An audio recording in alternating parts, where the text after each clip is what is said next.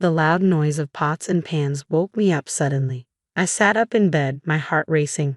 Mark was already out of bed, and his side of the bed felt cold. I felt a familiar dread as I heard my mother-in-law's voice coming from the kitchen. "Mark, you should have married someone better," Eleanor said in a mean tone as I quietly moved closer, holding my breath. Even after 25 years of hearing her put me down, her words still hurt. I hoped Mark would finally stand up for me, but he stayed quiet, like always. I walked into the kitchen, trying to be brave. "Good morning, Eleanor." She turned around quickly, giving me a mean look. "Oh, look who finally decided to join us," she said sarcastically. Before I could say anything, she started complaining about how I keep the house. She criticized everything from the dish towels to how I load the dishwasher. Mark kept busy with his coffee, avoiding my eyes, even though I was silently asking for his support. "You know, Mark, if you had listened to me years ago, you could have married a woman who knows how to manage a home properly," Eleanor continued with a voice full of disdain.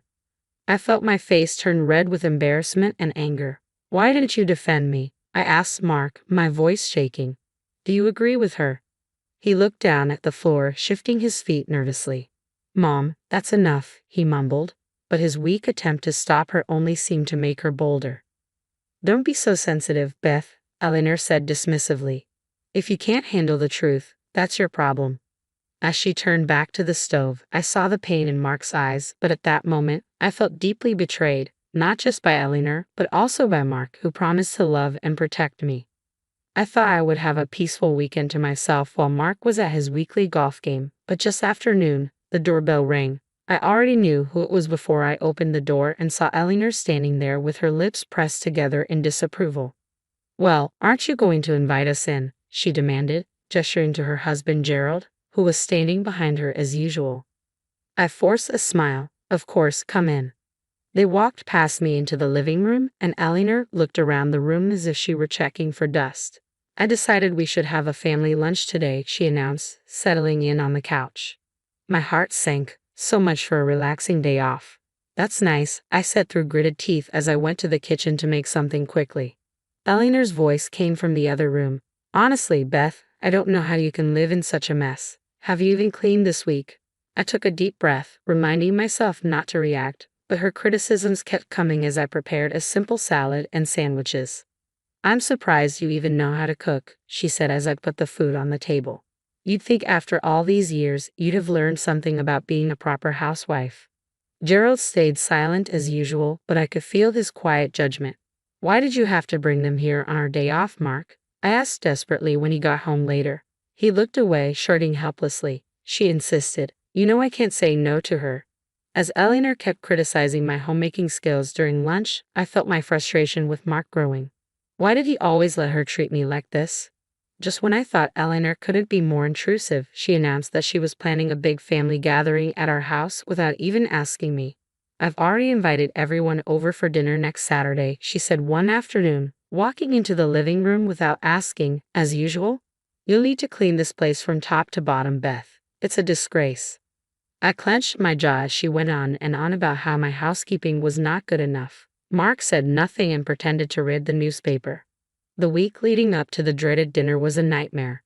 Eleanor kept coming in and out, criticizing every detail and giving orders about how she wanted things set up. By the time Saturday arrived, I was a nervous wreck. "Why is the table crooked? Fix it," Eleanor snapped as I set out the plates and silverware just as she had instructed. I bit my tongue and straightened the tablecloth with shaky hands. The doorbell rang, and the first guests began to arrive. Aunts, uncles, and cousins I barely knew. Eleanor greeted them all with a big smile, playing the perfect hostess. "Doesn't Beth's home look lovely?" she said to my aunt. "She's worked so hard to get it ready for us." My face burned with embarrassment as the backhanded compliments continued throughout the evening. Whenever I caught Mark's eye, he quickly looked away. After dessert, Eleanor started clearing plates from the table. "Honestly, Beth, I don't know how you managed this meal. The potatoes were so bland." "That's enough," I said, finally reaching my limit. I turned to Mark, who was slumped in his chair. "Why didn't you defend me? Why do you let her treat me like this?" He looked at me helplessly as the room went silent. At that moment, I realized our marriage was at its breaking point. After the disastrous family dinner, I felt like I couldn't take it anymore. Seeing the helpless look on Mark's face while he stayed quiet during Eleanor's attacks was the last straw. I knew I couldn't keep living like this. The next day, I called my best friend Linda. She has known me since we were kids and is always brutally honest, even when I don't want to hear it. "You have to get out of that toxic situation, Beth," Linda said firmly after I told her about Eleanor's latest insults. "Mark is too weak to stand up to her, and she'll never change." I took a deep breath. "I know, but how can I just walk away from my marriage?" "Sometimes walking away is the only way to save yourself," Linda replied. "You've given Mark more than enough chances to put his mother in her place. It's clear he's chosen her over you." Her words hurt, but I knew she was right. As much as I loved Mark, I couldn't keep exposing myself to Eleanor's cruelty and his unwillingness to act. Over the next few weeks, I started pulling away from Mark and focusing on my own life. I took up gardening again, something I had always enjoyed but Eleanor had mocked as a silly hobby. I began making plans to meet friends for lunch or dinner without asking for Mark's opinion. He looked confused whenever I made excuses about his mother visiting or mentioned some other activity he wasn't invited to, but I stayed determined, keeping my true intentions to myself. A sense of determination grew inside me. I was done being a doormat for Eleanor, for Mark, for anyone. I deserved happiness, respect, and the freedom to live on my own terms. And that's exactly what I was going to do. With newfound resolve, I began taking steps to become independent. I opened a separate bank account and started putting a portion of my paycheck into it each month, keeping it a closely guarded secret from Mark and his parents. Whenever Eleanor would make another unannounced visit, I stayed polite but distant, no longer doing everything she wanted. If she criticized my housekeeping, I just shrugged it off. Her comments no longer hurt me. "What's gotten into you lately?" Mark asked one evening, his brow furrowed with concern. "You've been so different." I forced a smile. "Just reevaluating some things, that's all." I didn't explain any further. The more I pulled away, the more strained our interactions became. Mark seemed completely confused by my sudden aloofness. The once passive wife he knew slowly disappearing before his eyes. Good, I thought. Let him wonder. Let him realize I'm no longer the doormat he allowed his mother to walk all over.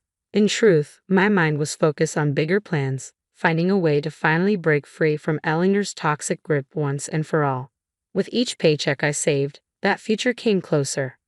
I knew it would devastate Mark when I finally told him my plans. A part of me still loved him and hoped he might eventually find the strength to stand up to his mother himself. But I couldn't keep hoping for something that might never happen. I had to do this for myself. My new mantra became independence at any cost. The road ahead would be difficult, but I was determined to walk it alone if I had to. No more settling, no more suffering in silence. It was time to put myself first. With each paycheck I squirreled away, my secret savings account grew larger and eventually, it was enough to make my long-awaited move. One afternoon, I slipped out and met with a realtor, explaining that I needed to buy a small home just for myself. She showed me a cozy little bungalow, perfect for a fresh start. I put in an offer that day, using only my name on the paperwork. A few weeks later, the house was officially mine, a space where I could finally breathe, free from Eleanor's toxic presence. But I knew keeping it a secret was only delaying the inevitable explosion. That night at dinner, I could barely look at Mark without thinking about the news I was about to share. Eleanor prattled on as usual, criticizing everything from the meal to how I'd set the table. "Enough," I said firmly, setting down my fork. "I have an announcement." Eleanor raised an eyebrow but stopped talking. Mark looked at me with a puzzled expression. Taking a deep breath, I met his confused gaze. "I've bought a house just for me. I'm moving out." The words hung in the air as Eleanor's face twisted in anger. "You ungrateful little, how dare you make decisions like that without consulting me?" she yelled. "That's just it, Eleanor," I replied calmly. "It's my decision, not yours. I don't need your permission or approval." Mark seemed to shrink in his chair as his mother continued her tirade. I waited for him to speak up, to defend me like he never had before, but he stayed silent and sullen as always. In that moment, I felt both liberated and heartbroken. Leaving was the right choice, yet Mark's passivity showed how little he valued me after all these years. "Mother, stop," he finally mumbled. "Beth deserves her peace."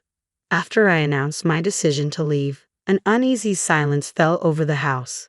Eleanor had stormed off in anger, as I expected, but it was Mark's lack of reaction that hurt me the most.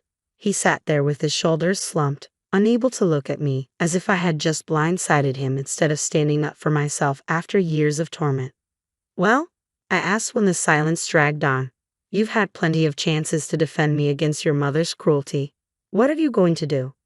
Mark opened his mouth, then closed it again. I could almost see the struggle within him, a lifelong tug of war between his controlling mother and his desire to please everyone. I'm sorry, Beth," he finally said, his voice barely a whisper. "You're right. All this time, I've let my mother walk all over you. Over us." He dragged a hand down his face, looking suddenly much older. "I realized tonight that if I don't stop this now, I'm going to lose you for good, and that's my worst fear." Tears filled my eyes despite my determination. Hearing him actually acknowledge the dysfunction and admit how much he failed me broke through the wall I'd built.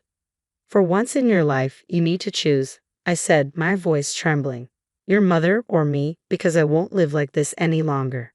Mark's jaw tightened, and I saw a flicker of determination I hadn't seen in years. "I choose you," he stated firmly. "I'm done with my parents' toxicity. If they can't respect my life with you, then I'm done trying to please them." In that moment, I felt a glimmer of hope that maybe, just maybe, Mark could find the strength to prioritize me in our marriage. But I knew this was just the first of many challenges we have to face. After Mark declared he was choosing me over his toxic parents, I felt a bit hopeful about our marriage.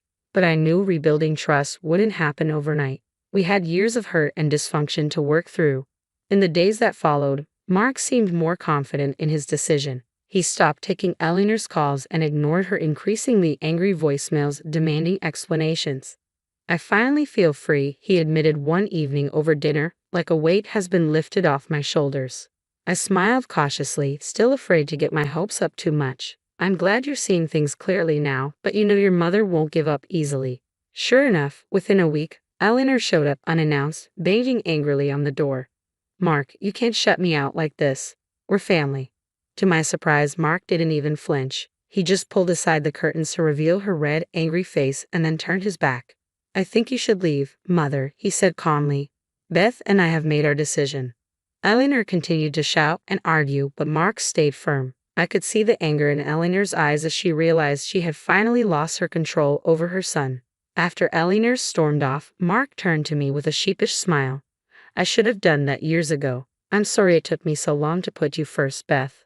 Tears welled up in my eyes as I looked at the newly confident man before me, so different from the passive person he had been. "I'm just glad you finally saw the light," I said, pulling him into a hug. It would take time to fully regain my trust, but in that moment, I felt a deep sense of hope for our future. A future for just the two of us, finally free from Eleanor's toxic influence.